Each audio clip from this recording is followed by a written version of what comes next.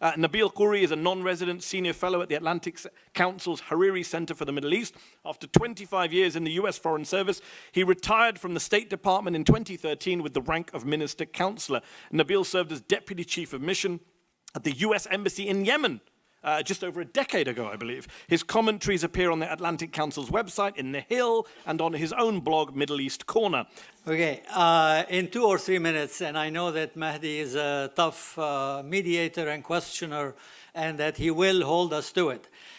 So very briefly, there are 3 points I want to make to leave my own sort of opti-pessimistic view of Yemen, as President Marzouki said.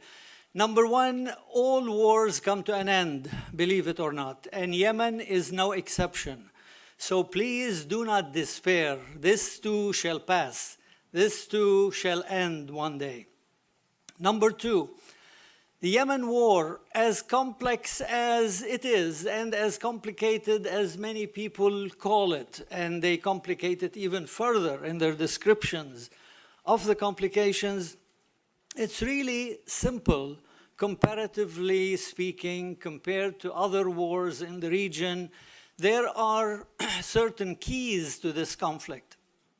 And if you touch on those keys locally, regionally, and internationally, you can and must resolve this disaster in Yemen.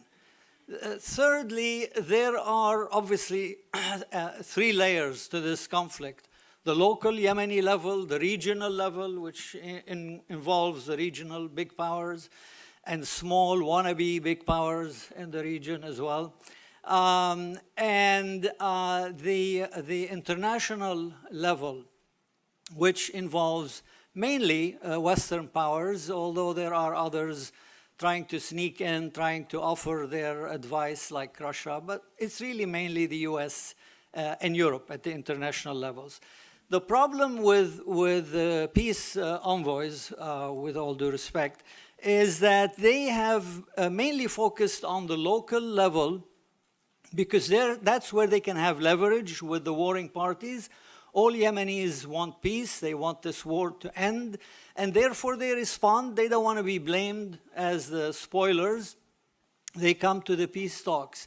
The problem with the peace envoys, from Jamal bin Omar to Martin Griffith now, is that they have no leverage on the regional or the international powers. And therefore, they have no leverage on the Yemeni participants in the war to implement. So they bring them to the talks. They even shake hands on agreements. But then the implementation cannot be done without the region deciding that it really wants to end this war, and the US and Europe. The US and the UK are the partners in crime, in my opinion. And until today, they have not made up their minds that they truly want to end this war. And that's my opti-pessimistic view.